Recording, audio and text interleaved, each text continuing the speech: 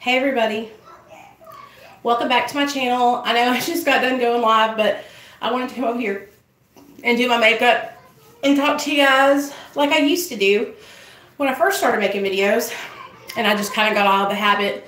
I had taken off like 2 weeks and just stopped doing my makeup because my skin needed to rest.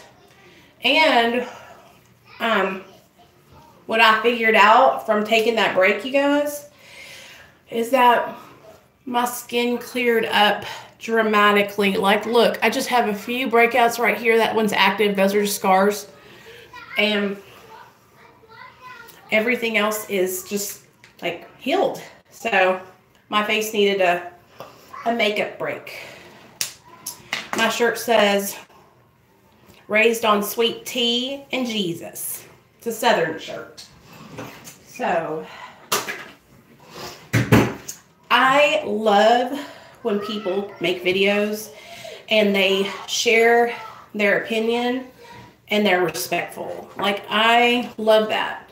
And so you guys brought it to my attention to go watch CD's video, and I did. And she said in the video that she doesn't think Suboxone is clean or sober, and she even said, that's her opinion, and whatever we feel, we do us. And I can relate to her feeling like that. And I can also relate to other people who feel like they are. And what I feel like for everybody, sobriety is different for everyone. What is sober for me might not be sober for you. But sober is, not drinking alcohol. Clean, I feel like, is the absence of mind or mood altering substances, which I'm never going to be clean, you guys. I'm always going to have to be on antidepressants or some kind of psychological medications. So I guess I could just hang that one up. I got a string. I think I got it. But I wanted to come on here and talk to you guys about, the misconception and the hard work that we do. I feel like we need to give ourselves credit for that. This is just an oil that I put on my face that kind of like seeps into my skin, and it makes it plump and moisturized and just feels good. So this is that Clinique Dramatically Different Moisturizing Gel.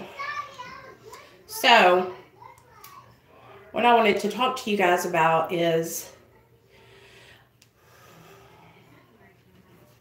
in our little recovery community here on YouTube, I'm so grateful for you guys. You know why? Because even though some of us have different opinions and some of us might not agree with each other, or maybe even some of us don't get along, we all have one thing in common, and we want each other to do good. We want each other to thrive and have a good life. When I was over on Facebook, it was such a bigger community that you had more people that didn't want you to do good than people that did. Or people that just didn't understand, and they were just starting their recovery, and they hadn't gotten to that place yet where they were like, I want to change my life. You know what I mean? But I feel like here on YouTube that most of us that are on YouTube making videos, we have a desire to change. Like, we want to have better lives. We don't want to live in our old lives anymore.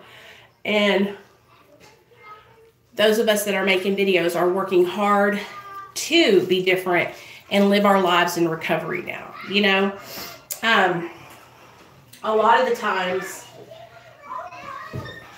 on other forums and other platforms where there's like a recovery community, I felt like it was almost like a competition. But here on YouTube, I don't feel like that at all. I feel like because you have to subscribe to the person's channel and like be a part of it, that it's like we all have our own little, you know, group of people that want to see our videos. And I like that about YouTube.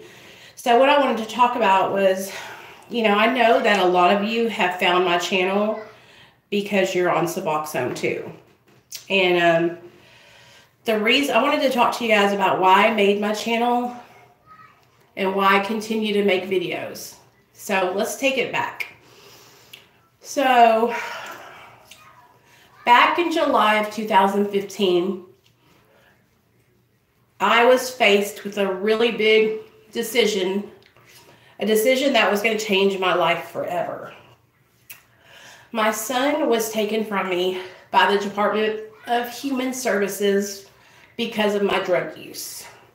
And right when that happened, I knew that I had to change, and I knew that something had to be different because what I was doing was no longer working. The back and forth relapse, then get sober, relapse, then get sober, relapse, then get sober was not working. But I knew the first step was that I had to reach out and get treatment. So the day my son went into DHS custody, I went into treatment for 30 days. While I was in treatment for 30 days, I detoxed, I went through withdrawal, and I struggled. I struggled to stay sober in treatment, you guys. I was using Xanax, and I got caught. I almost got kicked out of treatment, but for some reason, they gave me a chance and they didn't kick me out. And I'm so grateful for that, you guys, because if they had kicked me out, I would have lost my son indefinitely. So they gave me a chance, you know, so I stayed in treatment. And I got out after 30 days, and I was scared. I didn't know what to do. I knew that I had to get a sponsor and that I needed to start working the steps. But I had such a strong desire to use. The obsession to use had not been lifted. I still thought about using, and I wanted to use that day. So when my husband picked me up, he told me that he got put on Suboxone. And I remember being so angry at him because I didn't understand. You know, I thought that we had to, you know, get sober through abstinence is what I thought I had to do. I thought that that's what they were going to make us do. But we called up to the Department of Human Services, and that's when they told us that we could get put on medication if we needed to have medication. And that's when I got into the Suboxone clinic.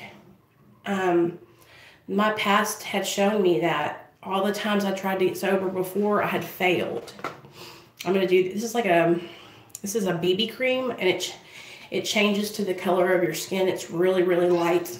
But all the times I had tried to get sober in the past, for the past 10 years, you guys, I had been trying to get sober, and I would get sober for a couple months and relapse. Get sober for a couple months and relapse. I had been in 5 rehabs. I had been to prison once. I had gotten in trouble, been to jail, been to prison for a year, and 5 treatment centers. And I kept going back out, kept relapsing. And towards the end, I realized that to get sober, I had to start addressing some issues that I had in the inside of me. That it wasn't about the drugs, but it was about the way I felt. And it was about how I felt about myself. And in order to get sober and stay sober, I was going to have to start getting down to the root causes of why I was using. Okay? But while I was trying to get down to those causes and conditions, I needed help staying on track. I needed help staying sober. And so that's when I got put on Suboxone. When I look back at that time that I chose to get put on Suboxone, and I asked myself a lot, I think about this a lot.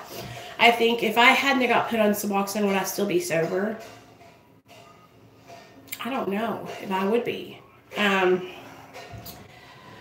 think about that a lot. I think about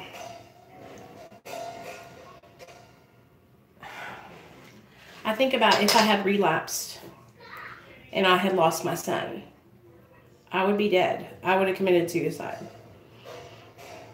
This whole 3 years that I've been on Suboxone, I haven't picked up a drink or a drug.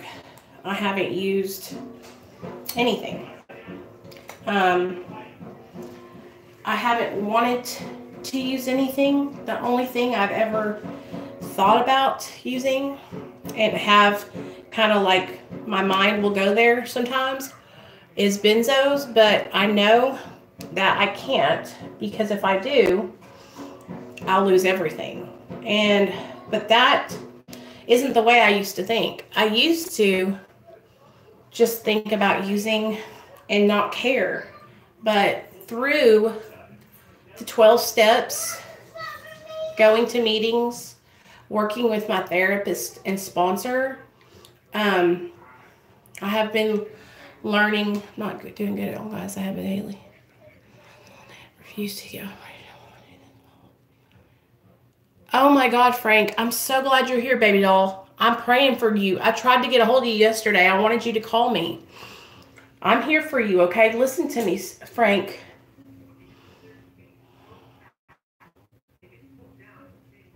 Listen to me, Frank, okay? I was messaging you about, this is what I'm talking about, you guys. There's nothing to be ashamed of if you have to get on a maintenance medication to stay sober, because this is life and death. If we don't stay sober, we can die. It's not like it used to be 3 or 4 years ago where everything was just heroin. It's fentanyl, and people are dropping dead at alarming rates. I mean, that's the whole thing. With getting on maintenance, there's no shame, you guys. There's no shame. And I'm never going to get on here and lie to you and tell you that I'm not on something. I am on Suboxone, and I have been on it. And I will stay on it until I see that I'm strong enough to get off. I'm not ready to jump off. Yes, please, Frank, please call me. I have been worried sick about you, kid. When I'm ready, I'll know, and the doctor tells me when I'm ready, I'll know. But I'm not ready, guys. I've been working hard on my mental health. I've been working hard on developing and pinpointing the causes and conditions and the reasons why I use drugs to medicate myself. The reasons why I used, meth and Roxy and cocaine and Xanax and booze to not feel. I'm working hard on my mental health. And while I'm doing that, I'm on a maintenance medication that is assisting me in staying sober and assisting me from not having cravings for opiates. I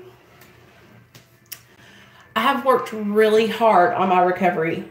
I don't think that Suboxone is keeping me sober. Suboxone is just a tool that I'm using to help ensure my sobriety. Suboxone is like insurance on my sobriety, because I know that I would have to go out, stop taking Suboxone, wait 3 days for it to get out of my system, and then go get opiates to use to get high. Every day that I wake up and I choose to sober and I choose to give my will over to my higher power is a day that I'm not getting high and I'm not choosing to relapse. Suboxone is just a medication. It's not going to stop me from getting high on drugs. Hey, classy bitch. Suboxone's not going to stop me from shooting heroin if I want to. And it's not going to stop you from shooting heroin if you want to. If you want to go out and get high today, you can do it. If you want to go out today and get high on meth, you can do it. If you want to go out today and get high on an opiate, fentanyl will override Suboxone. Everybody knows that. If you don't, then I just told you something you didn't know. But Suboxone doesn't keep you sober. You doing the work is what's going to help you stay sober. And that's why I get so frustrated with people. Because it's like, wake up and realize that you're doing the work. You're choosing to not relapse. You're choosing to do your step work and your recovery work, whether it be Celebrate Recovery, Refuge Recovery, AA, NA, whatever recovery program that you are taking part in, that's you choosing each day to accept the fact that you're an addict and that you need help and that you've got to do extra to stay sober. You know, yeah, I did. And I'm not offended at all. Like, I love Sierra, but I think that I absolutely adore her. I think that she's not giving herself enough credit because she is a freaking hard worker. She is good at her job. She is being promoted. She is killing it in her life. And she needs to give herself more credit. Like I said, if you want to go get high, you guys, and you're on Suboxone, you can go get high anytime you want. You could sign off this live stream today and go get some fentanyl and shoot it up and be high. Or snort it, or whatever you do. Eat it and be high. Suboxone is not keeping anybody sober. You're making a conscious effort to choose not to use drugs every day. Now, does Suboxone help with the cravings? Heck yeah! That's what it's designed for, to help with the opiate cravings. So people who do struggle with going back and forth, it's for those kind of people. It was made for people like me who relapsed chronically. It makes me sad when I hear people say, well, I'm addicted to my Suboxone. Because you're not. You're not. Are you selling your Suboxone? Are you buying it off the streets? Are you overtaking it? Are you taking other medications in combination with it because you know it'll get you high? Are you diverting your medication? That is addiction. Those are negative things that go along with addiction. Being dependent on a medication is not being addicted to it. You know, and what happens, Classy B, is each person has to find what's best for them, okay? Some of us have tried everything there is to try. I've tried methadone. It didn't work for me. I abused it. I tried abstinence. It didn't work for me. I failed time and time again. Now that I have worked hard and I have really gotten myself a foundation in my recovery, you know, who's to say that when I get off Suboxone this time, that abstinence won't be for me? Like, I might be able to do it. But the thing about it is, I'm not willing to take that chance right now. Because I have other human lives that depend on me for their life. So right now, I would rather be on a medication that helps me stay sober than to jump off and to put my family in danger. Do y'all understand? But I still feel like we all need to give ourselves more credit. Just because you're on medication, assisted treatment, does not mean that you're not working hard in your recovery. It doesn't mean that you're not going to have temptations or triggers. It doesn't mean that you're not going to have bad days, you know, and want to use. I think that there's this misconception that, like, we're over here getting the easy way out, you know, because we're on Suboxone. And that's just not the case. If anything, we're taking the longer route because eventually we'll have to get off. But you know what, you guys? I would rather take the longer route and be on this medication for as long as need be than to go back and forth relapsing and getting sober, because I can't do that right now. I have a family. I have a son. I cannot go back and forth relapsing and getting sober because it's too dangerous. I could die. And that's what keeps me doing what I'm doing. And I think that, I'm not sure if CD feels this way too, but I know that she has a son also. He's absolutely adorable. And I know that she might feel the same way I do, that the medication helps her and it helps her stay on track so she doesn't have to worry about putting her kid in danger and relapsing. You know, it does help with the cravings and that desire. Now, does it take away the obsession to use? No. But working the steps and going to meetings and praying and meditating, working with your sponsor, that's when the desire to stop getting high, that's where that changes. Like, I haven't, like, obsessed over wanting to use drugs in years. The only time, like I said, I've told you guys this, the only time I ever, like, even think about using is if I'm having a stressful day and I think about taking Xanax. But I always play the tape all the way through and realize, hey, you know, I don't want to do that. This is just a bad day. You know, I can get through this. And then I end up fine. You know, I just think it's so disappointing that, hold on. There we go. That we have some people that don't give themselves enough credit. You guys are doing a great job. Even if you are on Suboxone, you're still doing a great job in your recovery. Don't let anybody tell you you're not. For the longest time, you guys, I was so ashamed because I needed to be on Suboxone. I needed the extra help. And it was that shame that kept me from, like, reaching out and talking with other people about my recovery. But I'm not ashamed anymore. I'm not ashamed of my recovery. I'm not ashamed of the hard work I put in every day. I'm not ashamed of coming on and telling you guys about what I struggle with. You know, that's what my addiction wants me to do. My addiction wants me to be ashamed, but I'm not ashamed.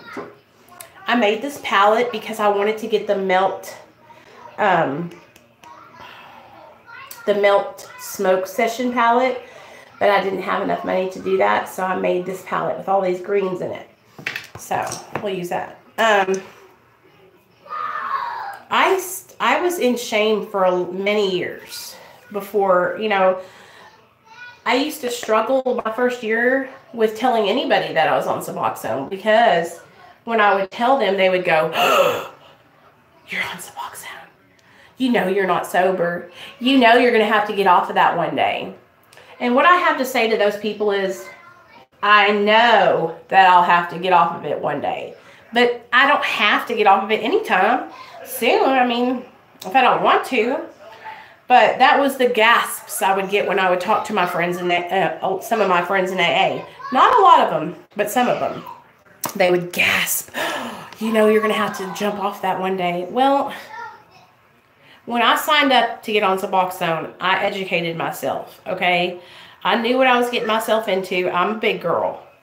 And that's what we all have to do. We have to educate ourselves, you know what I mean? And realize, hey, this is what I'm doing. Do I want to do this? And really, really think about it. It's not just some little decision to make. It's a huge decision, you guys. And it can change your life forever. So if you are struggling staying sober and you need extra help, don't be ashamed. Wouldn't you rather be on a medication that helps you stay sober then to be going back and forth, relapsing and potentially ending your life and dying. That's what it's all about. It's about harm reduction, you know. Suboxone is a part of a harm reduction. And because of it, I feel like I really, you know, am able to not have cravings and not want to use drugs. And I think also through working the steps and going to therapy, that has also helped change my perspective. It's really important for us to realize that, like, recovery is not one size fits all. Not everybody is going to get sober the same way you did. And that doesn't mean that their way is wrong. It doesn't mean that their way is less than and that their recovery is not valid. Any person who is in recovery, you guys, who really cares about you, they're not going to care whether you got sober from standing on your head backwards, like I say, pop locking and dropping it. Okay, baby. It doesn't matter how you get sober. All that matters is that you're living your life right and you're not using no more. That's what the whole thing is. This is all about. My channel is to support anyone who is struggling. My channel is here for anyone who wants to be a part of it. Not just people on Suboxone, not just people on maintenance. I love the 12 steps. I love AA. It has helped me so much. Through AA, I have gained this knowledge about myself, about my addiction, that I am an addict, that I, you know, do need a spiritual program. You know, I do need to have a conscious contact with my higher power that keeps me in line, that helps me stay sober. Without my conscious contact with my God, I wouldn't be sober, you guys. Like, we can all make that choice, you know, to go out and get high. It's just up to you on what you want to make of it. You know, I could be over here just complaining about being on Suboxone and make these 3 years that I've been on it be miserable and be ashamed and embarrassed. Or I can come on here and I can help other people who are in the same position I am, who need support. You know, shame is not part of my program. Shame is the exact opposite of what my recovery teaches me to be. I'm not ashamed. And I'm not going to let you guys be ashamed either. Because there's no reason to be ashamed. There's no reason to, like I said, need a little extra help. That's what, you guys, technology and medicine, Western medicine and all that stuff, that's amazing. You know, we are so blessed to be able to have the things we have because we live in this time. Because we could just be struggling and suffering. I struggled and I suffered with my recovery with getting sober for 10 years, you guys, okay? And I can't do that anymore. So that's why I chose to be put on a maintenance medication. And I want you guys to really think about when you're talking to yourself about your recovery and you're saying, oh, I'm not sober. Really think about that. Like, think about it. You could go out and choose to use today. You're making a conscious choice to not use today. You're making an effort today to stay sober. And Suboxone's not making you do that. Yeah, Suboxone doesn't have that kind of power over me. Do y'all understand what I'm saying? I hope so. I hope I'm making sense. And I understand that everybody isn't going to agree with it. You know, I can respect that. I like when people have a different opinion than me because that's what makes the world go round. You know, but you're not going to come on and belittle me and put me down because of a choice that I've made for my recovery. You know, it's not your recovery, it's mine. And that's why, you know, this is my channel. I just want people to feel comfortable here and know that they have support. That's all I'm trying to do. It disappoints me when I see, you know, people attacking each other and hurting each other. And, You guys, nobody's recovery is better than the others. That's the exact opposite of what recovery is all about. Recovery is about supporting each other, meeting each other where we are at, and helping each other. Hey, Leah. I'm so glad you're here. So we're talking about Suboxone, and we're talking about how, it's a part of a lot of our recoveries, and how just because we are on Suboxone doesn't make us weak. It doesn't make our recovery less than. It doesn't make you not want to be sober. It doesn't mean that you don't care. You're trying to take the easy way out. These are all misconceptions that people have of maintenance. And it really is, it makes me so sad because there's a lot of people that struggle. Frank, and that's the thing, like, I know I will never try to tell anybody to get put on Suboxone, but if you're struggling getting sober and you keep relapsing, it's your decision to make. But sometimes that can be the difference between whether you die or live. That can be the difference between whether you're in the hospital with an abscess. That can be the difference between whether you're shooting dope or able to thrive. And that's how it is for a lot of us.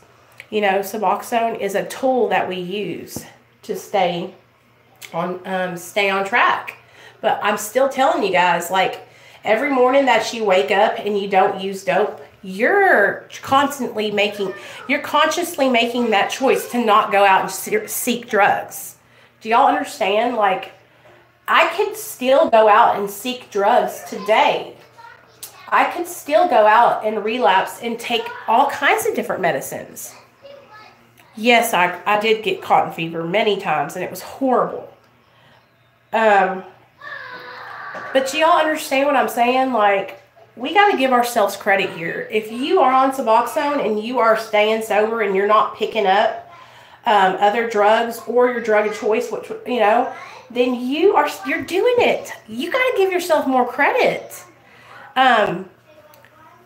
Suboxone's not keeping you sober. You're making the choice to not go out and seek drugs. You're making the choice to change your life and to change everything about it. You are consciously making that choice. Do y'all understand what I'm trying to say? Are y'all getting what I'm putting down?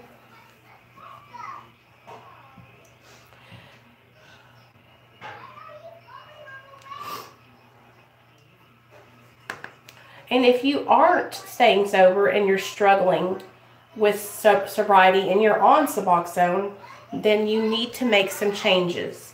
You need to look at what you're holding on to in your life that needs to change. How many of you are struggling and you're on Suboxone? Are there any of you in this chat that are on Suboxone that are struggling staying sober from all drugs? If there are, what are you still holding on to that's in your old life? What are you still not willing to change? Because I think that's what happens to a lot of us. If you're still struggling and you're still going and using other drugs, then you're not changing something. You're holding on to something from your old life. Really take a look at it and think, is there something in my life I'm not willing to change? Am I staying with a girlfriend that still uses? Am I staying with a family member that triggers me and makes me want to get high? Am I hanging out with old people, places, and things, and hanging out with friends who still use? We can't do that kind of stuff when we're trying to get sober, you guys. We can't stay around old friends, that still get high.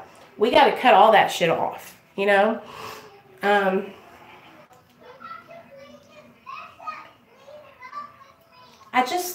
I always want to make sure that I'm like, I know that everybody on my channel knows I'm on Suboxone, but it's like, I feel like every now and then I need to reiterate and remake a video like this one and talk about it, because I feel like so many people struggle with like thinking that they are weak or not as good as, or, can't say they're in recovery, and that's just not the case. And if somebody's telling you that, then you need to look at them and say, you know what kind of recovery program are you working?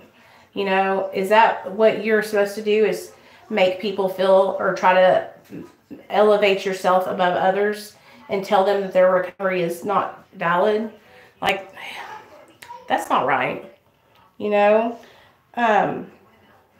even when I was an abstinence-based person and I knew people that were on maintenance, I never, ever judged anybody for their choice to be on maintenance, you guys.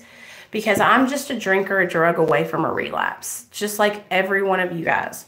We're just one drink or drug away from it. I could go out tomorrow and relapse. You know, I could go out tomorrow and die.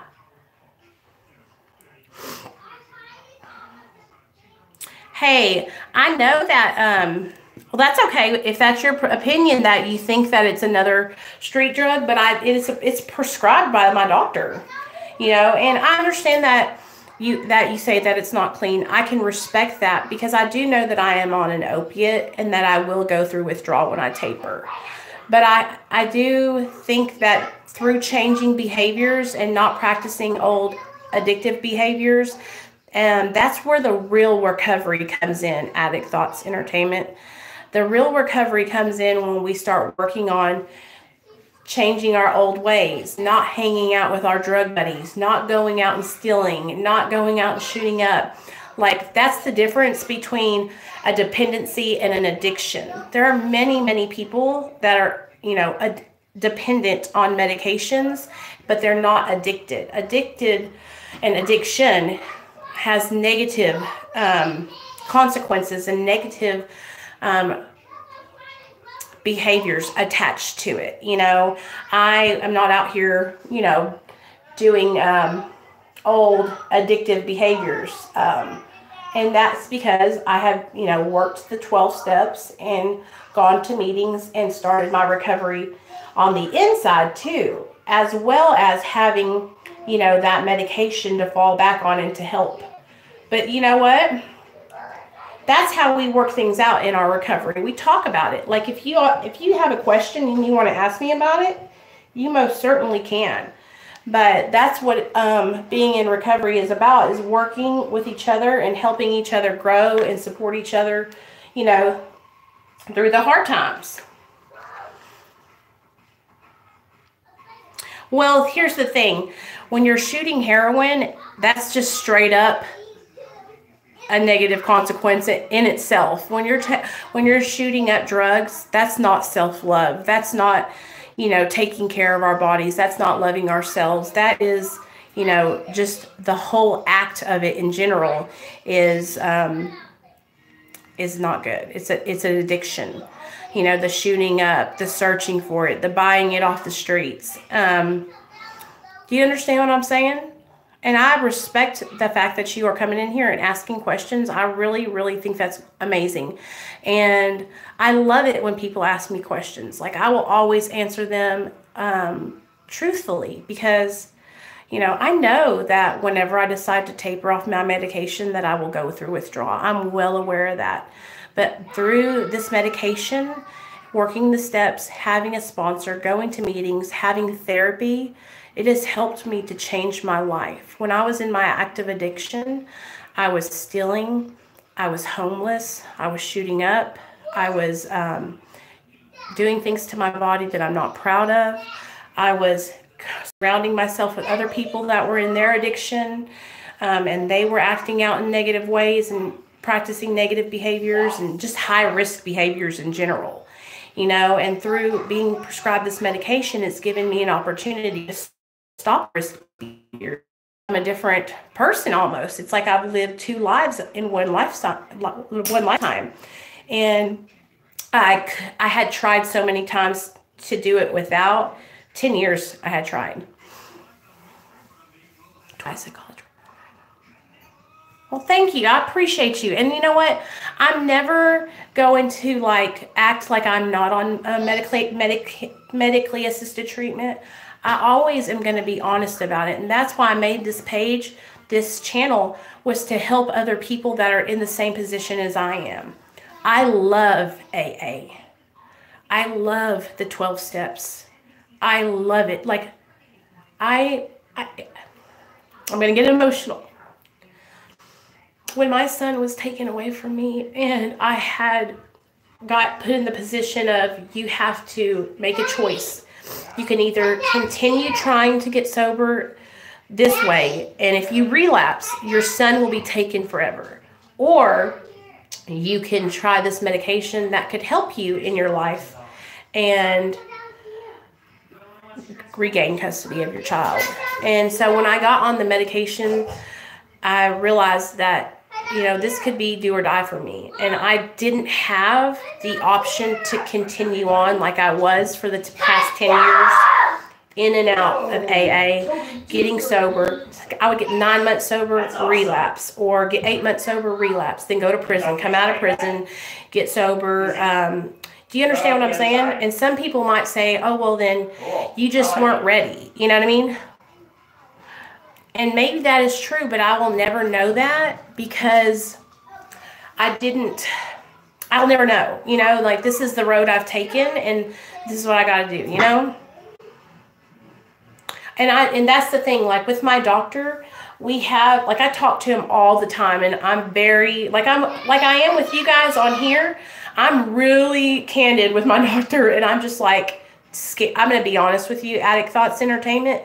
I am scared to death to get off and to fail. I'm scared that what if I get off and then I want to use and I go out and get high? Do you understand? And I can't do that today. I don't have that luxury of going out and using. I have a little person who depends on me, you know, whose life depends on me. And if I am going back out, then that all could end. And so for right now, while I'm in this position, and I'm, well, basically till the time my son is 18,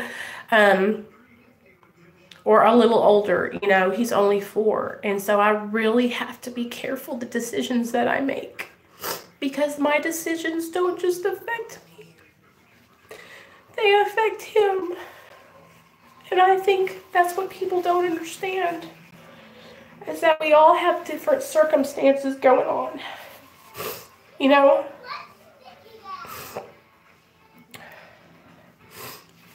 Yeah, and that's that fear. And I know that it's an unhealthy, it's not a good fear, but it is a good fear, you know what I mean? Like, I know that it's probably holding me back from jumping off, you know?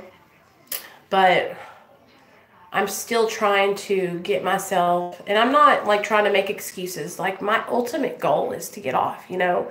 Like, one day I want to be able to say, I did it. I got off, and I'm living my life, you know?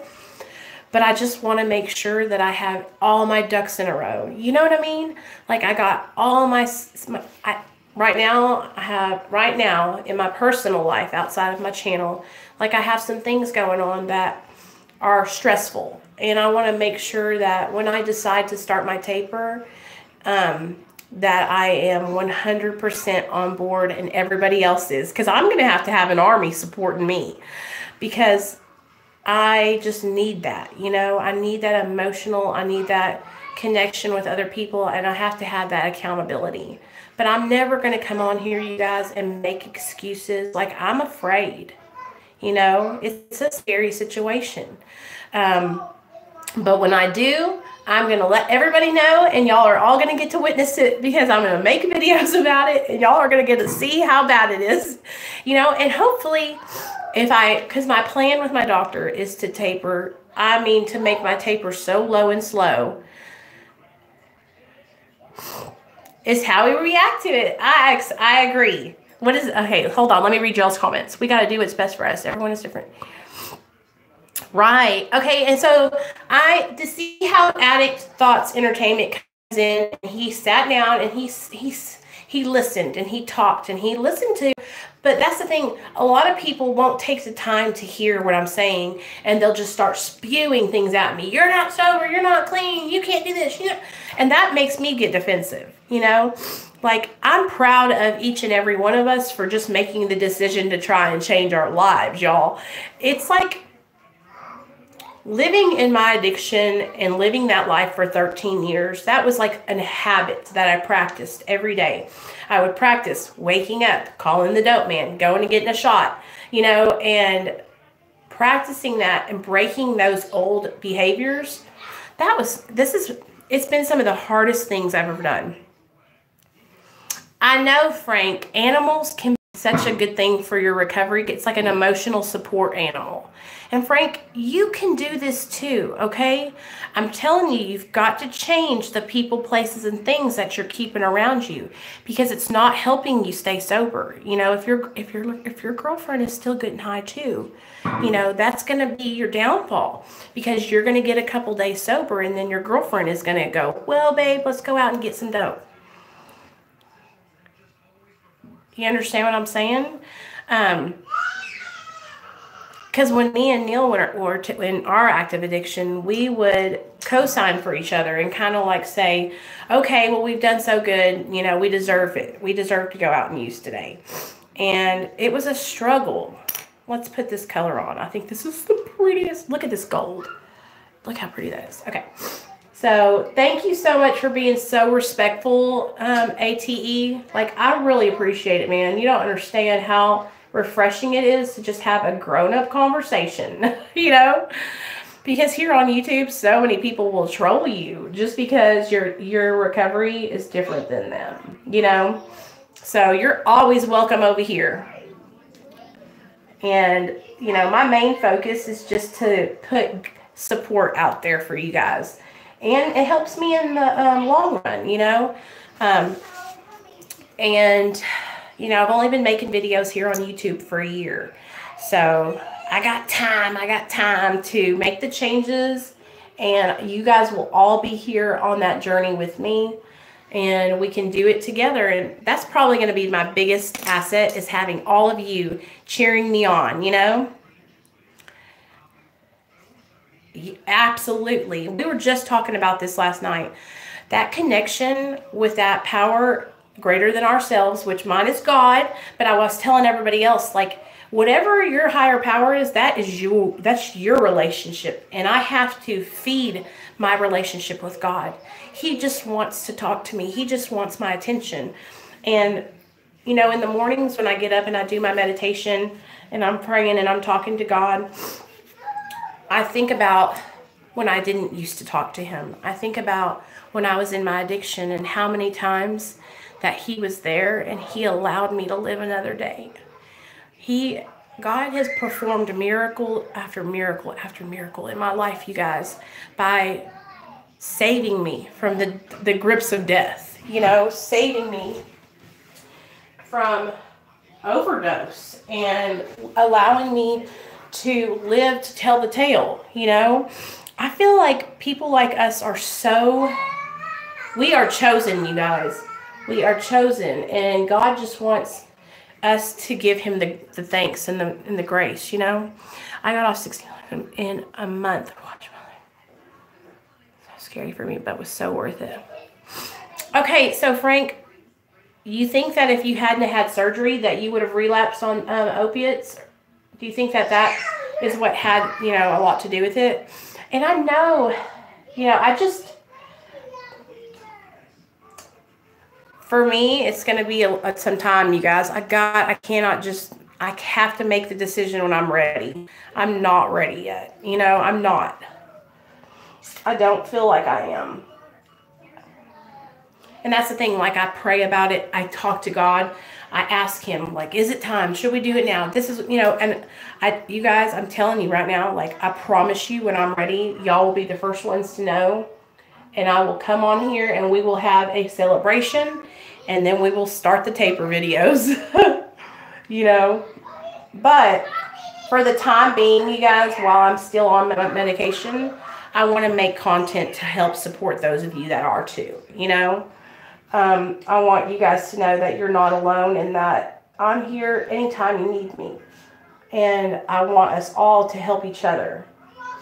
And that's always I think what people think, because I have a strong personality, they think, they have to come out the gate bulls blazing and start, arguing with me about stuff. And it's like, no.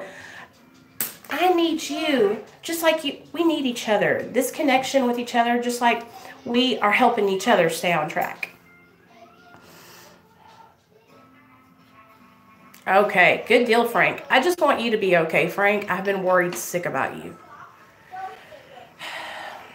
I care about the people that I get to know in my live streams. You guys, I care about, and I want the best for you. And whatever that is, I respect whatever you choose, okay? That's the thing. Like, I've learned in my recovery that not everybody's going to agree with me. Hey, Randy. Not everybody's going to agree with me. Not everybody is going to see my point of view. And that's okay. Like, I'm okay with myself enough to know that not everybody is going to see the things the way I see them. You know, I just want us all to be able to get along and help each other through the hard times, you know? Because when it comes down to it, like I said before, I don't care if you're sober because you do AA. I don't care if you're sober because you do NA, CA, HA, Al-Anon, if you're a codependent. I don't care if you are an Overeaters Anonymous and you're in recovery from eating too much, or anorexia or bulimia, or, you know, medically assisted treatment. I don't care what your recovery is. All I care about is that we're all we're thriving and we're helping each other. You know, I don't want to offend anybody, and I'm never going to come on here and tell anybody that they're not this or that, because you know what? All that matters is that we are supporting each other, because that's what alcoholics and addicts are. We're supposed to support each other and help each other through the hard times, you know? And what works for me might not work for you, and you might not agree with it, but that's okay. And that's why we are all made. That's why God made us, you guys, because you know what? We're all different. We all have different, like, personalities, and we all have different strong benefits to bring to this relationship, you know? And just like Addict Entertainment came on here and said, you know, he has that point of view, and he has a different, he helps his videos, and what he does, you know, helps people that are like in his situation that can relate to him, just like you guys can relate to me over here, you know? And sometimes we can relate to parts of what people are saying, and we can find a common ground, you know? And that's what I'm trying to do, is like, if you can find a common ground and you like my channel, stick around, you know? I'm not just going to be over here talking about Suboxone and all that kind of stuff. Like, I talk about what works for my recovery. Suboxone is just 5%. It's just a tool. The things that I do in my everyday life, like meditation, doing my steps with my sponsor, working out of my big book, reading that I love reading from the big book, because it's like I'm reading about myself. It's like I'm looking, the pages were written for me, I swear. It's like Bill and them, man, I wish I was alive back then, because we would have been hanging out. You know what I heard? I heard when Bill was like, you know, Lois and him were married, but he was a little hoochie mama. He was a little flirt. He flirted with all the girls, I heard, back when he was alive.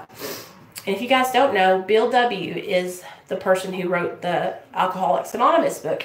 He's the creator, and he back in 1934, whenever he was starting AA, they didn't have things like they have now, you know, and it's like everything has changed.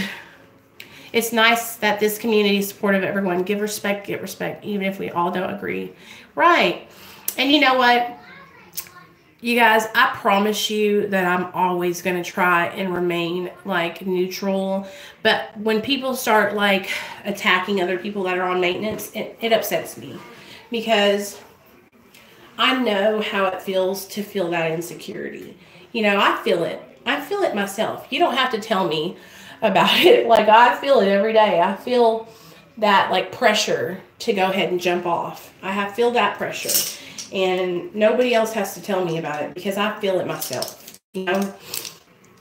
Please don't worry. Hold on. Right. And what happens is, you know, I take what a lot of you guys say, I take it to heart, and I take what you're saying, and I don't just I'm not like, oh, screw them. They're just my, no, like, I want to be able to come on here and be an example and say, hey guys, I made it, you know, I succeeded. So I was able to, you know, taper off and didn't go back out, and I'm making it work, you know. So anyway, yeah. I hope you guys know that y'all mean a lot to me, and this channel means a lot to me, and growing it, and you know, talking with you guys, sharing my experience with you guys means a lot to me.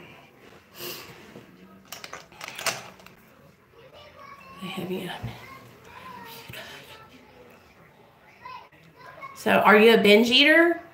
I have that same problem, and you know, it's kind of hard because I think what has happened is my addiction has manifested itself in other areas of my life, like with food and drink and eating, you know, honey buns.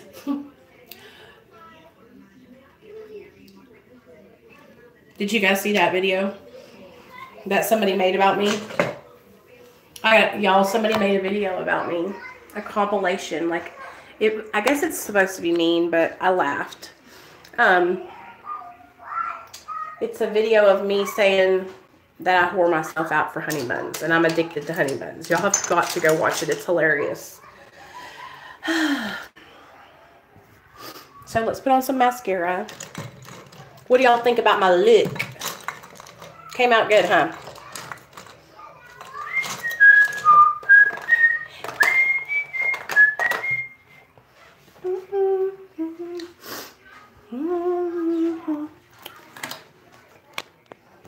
All I ask over here on this channel is that we all respect each other's methods of recovery. And when it is time for each one of us to go through what we have to go through, if we decide to jump off our medication, let's all support each other and cheer each other on. You know? Wow, they got it going on down there. Let me show you guys something. It can be done. Feel good. I'm so proud of you. Hey, guys. Look at this, you guys. These kids are having a great time. That is so awesome. Do you have a channel? I'll go subscribe and watch some of your videos.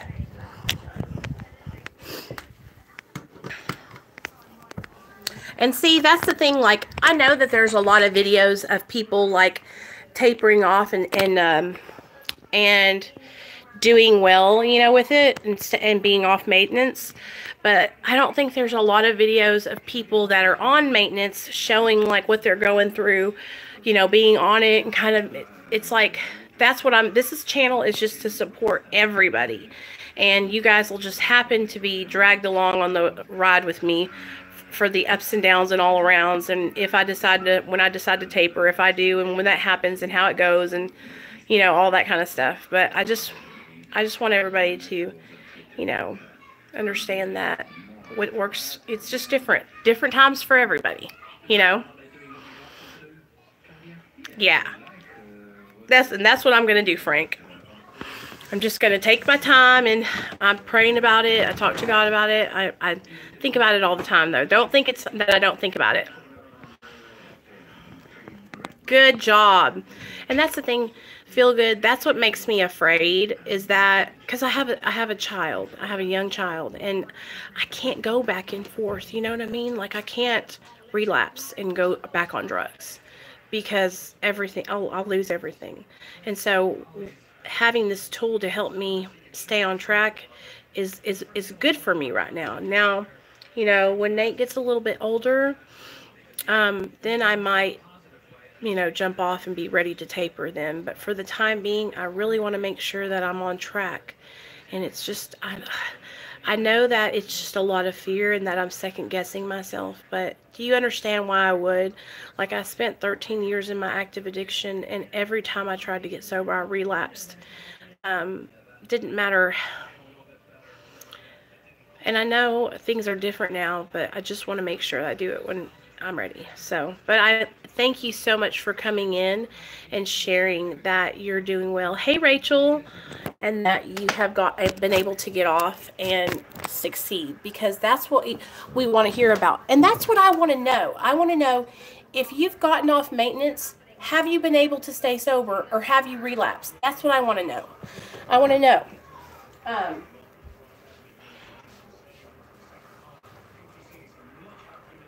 Or have you slipped and been going back and forth?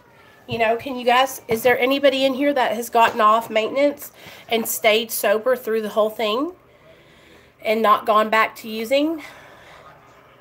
Or did you go and relapse? I need to know that, because that's what I'm trying to avoid, is jumping off too soon, relapsing, and then, you know, getting back on or whatever.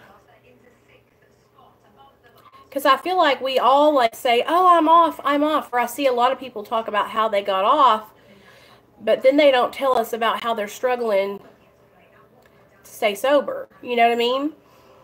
There's only a couple people that really share that part of it. Rockin' Roberta shares with us everything, and I thank her for that, because watching her, she's been off Suboxone for a year, and I'm preparing myself for that. You know, when I get off, am I going to have you know what I mean? Like, I'm very observant, and I want to prepare myself for everything. You know, my family pressured me and was taken from 100 to nothing in 10 days, and it was a nightmare. I relapsed a few months later. That's why I'm doing it right this time and doing it slowly. Hey, Rachel, I'm so glad that you're sharing that with us. So this is my first time on maintenance, and I've been on it for 3 years, and I haven't relapsed, but I'm still on my maintenance medication, which is Suboxone. And a lot of people will say, you know, you need to get off, you need to jump, and just like you just shared, I don't want to jump and not be ready and relapse, because when you have small children, you cannot be doing that. Realized I don't crave it anymore. Good, feel good. Thank you for being honest and transparent, because that's what I need to know. That's going to help me, because I want to make sure that when I jump, I am ready. Because like I said, and I know a lot of you guys don't have kids, you know what I mean? So you don't have that aspect of somebody else. It's like, it's not the same as when you're just choosing to jump off and you don't have anybody relying on you for their life. Do you understand what I'm saying? Like, when you're a mother and you have small children that depend on you for their life, you have to take into consideration what you're going to be doing, you know? But I had to get my hobby back, guitar, and I keep my mind occupied, or I would have went back too. Oh yeah, Randy, I'm so proud of you. That's awesome. I know I'm ready right now, and I'm tapering slowly. I've gone from 73 to 46. I have an 8-month-old son, so I get it, Nicole. Yeah, and it's just like, it scares me, because I think that, you know, I'm going to taper, you know, but I know all you guys from watching my videos, y'all are like, you're ready, you know, but I'm telling you, and I know I have a strong recovery. I know I do. I know that I have, you know, but I also know that, God, that fear is overwhelming, y'all. The fear is overwhelming. It is like nothing I have ever experienced in my life, because when I was in my addiction, it ruined everything. My addiction took everything from me, y'all. Everything. And so that's why my fear is so great about going back out. I just want you guys to know that I'm here for you guys, whether you decide to jump off your medication or stay on it for a while, or whatever you decide. It took me 10 years to be ready. Well, feel good. You didn't tell me that part. Now, I've only been on it for 3 years. Now I feel a little bit better. Thank you. Thank you. Okay. So you were on it for 10 years, and then you decided to get off, and that makes me feel a little bit better, because what happens is I start getting down on myself, and I think, okay, 3 years now, are you going to be ready yet? Are you going to be ready yet? And then I feel like it's different for everybody, the amount of time that you stay on your maintenance medication, you know? But that makes me feel so much better. Thank you for telling me that. I used to be afraid to succeed. It used to be all so overwhelming. I get it. So when you decided to, Rachel, so your baby's so young, like when you started tapering, how did you make that decision? Like, aren't you, I mean, what do you think? Do you think, is everything changed? Do you hang out with anybody that uses, like, everything in my life has changed. Like, I don't hang out with those old dope people. I don't go, I mean, guys, I can't even remember the last time I saw a drug. It was 3.5 years ago. That's how, like, I don't go around anybody that has drugs. I have a different phone number. I've changed everything. Good, good. Okay, so that's awesome. Well, you know what? You're probably going to be just fine. You know, I just feel like, also, you know, we don't take into consideration, like, mental illness. Some of us have dual diagnosis co-occurring disorders where we have, like, bipolar, depression, anxiety, dissociative identity disorder. I mean, everybody suffers from different things, you know. So my life, but was sick and tired of being sick and tired. I feel you. And that's how I think what happens is when we get comfortable with being on it for the rest of our lives, that maybe then we kind of get to a place where we're not striving for better. You know what I mean? And so I have gotten to that where I'm like, I'm okay with that. But then I'm like, am I? I work for my mom at the real estate company. Oh, that's awesome. Good job, girl. Yeah, and see, I'm on Lexapro and Wellbutrin for my just mental health, and I don't think I'll ever get off those. So I can go around him, and I just think it's sad how bad he is, but I don't make it. Good, Randy. You're just, some people can do that, and it doesn't bother them. It just kind of like, but for me, it would make me feel, I don't know if I could be around, like, I see people at my job who come in who are, like, on drugs, who are, like, high on crack and stuff, because I'm down in, like, this bad part of the neighborhood. And like you said, it kind of just makes my heart hurt, because I remember being like that. I remember being so sick. Hey, Christy. I remember being, like, talking to myself and thinking people that were there that weren't really there, you know? That's no way to live, you guys. I mean, haunted and gap pitten. Oh, okay. Yeah, Rachel, I'm not in anything like that. My doctor, I can't take any kind of benzos or anything like that because, well, you know, I'll abuse them. But I understand, and that's awesome that you're able to identify that you didn't need those and get off of them. And that's a huge, like, growth in yourself, because a lot of the times, I know for a long time when I was prescribed Xanax, like, I was abusing it for many, many years. Okay, when I was younger, I was prescribed the little footballs from the time I was about 18 to 23. And I held on to that prescription for as long as I could, like, justifying and rationalizing in my mind that I needed it, when I knew I didn't, you know. I needed to get off of it because I was abusing it. And see, with Suboxone, I can't abuse it because, like I said, when I told y'all before, I would have to, like, stop taking it for days on end, you know. Yeah. And I think what people think I think people that don't know about Suboxone is they think that it's like other opiates and you can take more and be high, but you can't take more and be high because it's only a partial agonist. And what it does, antagonist, is when Suboxone goes into your brain, it's a partial antagonist. And what that means is it only opens your receptor halfway. Opiate or an opioid that is a full agonist will open it all the way, and then that opioid can flow into your receptors and it overwhelms it, and that's how you get high. Okay, with Suboxone, it's a ceiling effect. Exactly, Rachel. And it can't flow in like that to where you get that euphoria. So a lot of people don't understand that, and I think that's where a misconception comes in with Suboxone, is they think, oh, well, that she's just getting high on her medication, you know? And it's like, no, I'm not. I can't. Now, like I said before, there are ways to get around that, but you would have to divert your medication and like take it every third day or something like that. And that's just too much hassle.